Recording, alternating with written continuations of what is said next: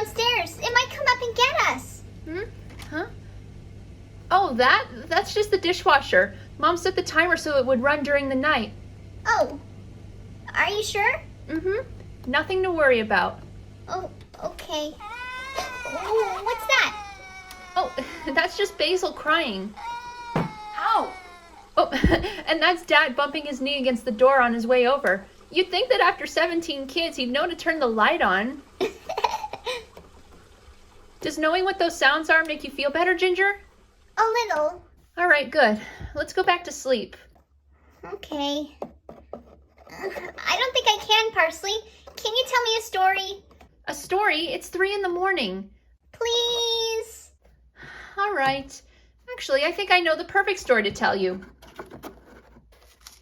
Let's see. Here it is.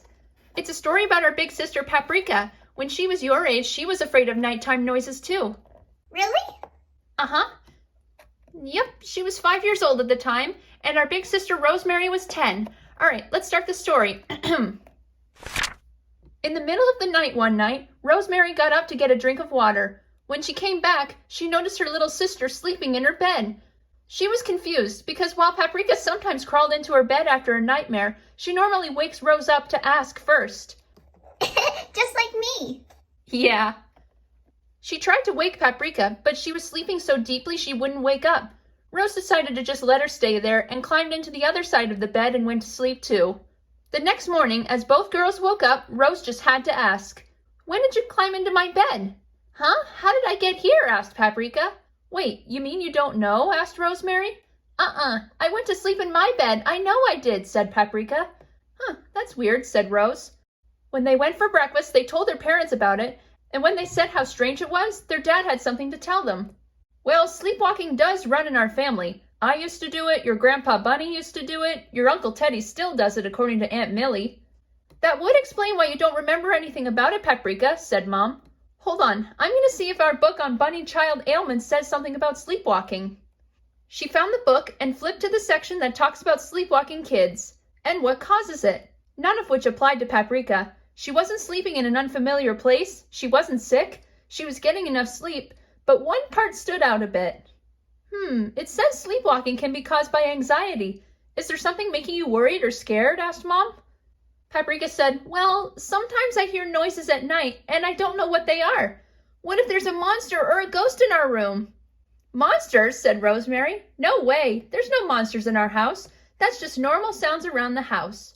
Mom said, "Well, maybe if you help Paprika find out what the sounds she hears are, it'll help her feel better." Rose said, "Oh yeah, I guess I can help you find them, Paprika. If you know for sure that there's no monsters, it'll help you feel better and you won't sleepwalk anymore." "Exactly," said Mom. Okay, said Paprika. That night, the two girls stayed up to listen to the sounds that were scaring Paprika. It didn't take long for the first one to appear. "What was that?" asked Paprika. "Let's follow the sound and find it," said Rose. They looked and found that it was coming from the window, and there was a tree blowing in the wind, and one of the branches was tapping on the window. "That sound was just a tree?" asked Paprika. "I thought it was something trying to get in." Just like I thought the dishwasher was something trying to get in. Rose said, "Nope, just a tree. Does that make you feel better?" "Yeah," said Paprika. Then she heard something else. "Wait, what's that sound?" They looked around and found the source of the noise. "Oh, it's my book," said Paprika. "The pages are flapping around." Rose said, "Yeah, looks like the ceiling fan is blowing the pages around. Here, I'll put this piece of paper here to use as a bookmark so you can close the book and you won't lose your place." "Yeah, that's better," said Paprika. "Thanks, Rose." "You're welcome," said Rose. "Are there any other noises?" Paprika said, "Well, there was one more I keep hearing, but I don't hear it now." Just then, they heard it. But Paprika couldn't tell where the sound was coming from. Rose said, "Oh, I know what that sound is. Follow me, but be very quiet. We don't want anyone to hear us." So the girls left their room and snuck down the hall quietly until they reached the door to the bedroom of their brothers Oregano and Turmeric. Rose silently told Paprika to peek in and see what the sound was, which she did. It was Oregano snoring. Oregano does snore. Oh yeah, he snores like a bear.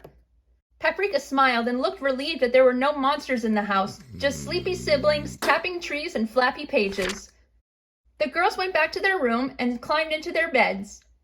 "Thanks for helping me, Rose," said Paprika. "I feel much better." Rose said, "That's what big sisters are for." As they were laying down to sleep, the door opened, seemingly by itself. From where Paprika was laying, she could only see the top half of the door, so she got scared. She hid under the covers, saying, "Ah, it's a ghost!" Just then, she felt something jump onto her bed, and she heard a little meow. She peeked out, and it was just their cat, Catnip, who had seen the girls peek into their brother's room and was wondering what they were doing. "Catnip, you're not a ghost," said Paprika. She started petting him, and he started purring. Then he laid down on Paprika's bed and went to sleep. Rose said, "I think Catnip has the right idea. Let's get some sleep." Paprika said, "Okay, thanks again, Rose." And Rose said, "No problem. Good night." They went to sleep, and Paprika felt much better about the noises she heard at night. Unfortunately, that wouldn't be the last time she would sleepwalk. Whenever she had a stressful thing going on in her life, or if she was sleeping away from home, she would still sometimes sleepwalk.